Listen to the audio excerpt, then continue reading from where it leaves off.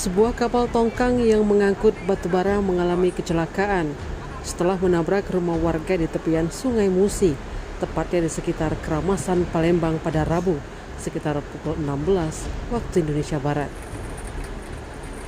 Tak hanya rumah apung, kecelakaan yang melibatkan tongkang Kapuas Jaya 3023 itu juga menyebabkan 3 perahu getek milik warga rusak parah. Informasi di lapangan saat kejadian, tongkang Kapuas Jaya 3023 bermuatan batubara itu ditarik oleh tugboat Johan Jaya 171. Kapal tongkang Kapuas Jaya yang mengangkut batubara berlayar dari jeti PT Bukit Asam.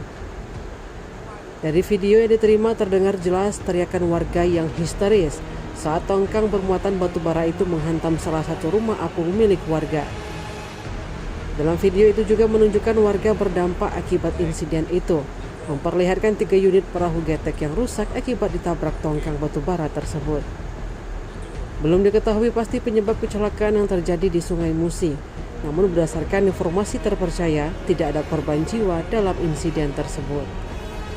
Tim Liputan Sumsel Update TV melaporkan.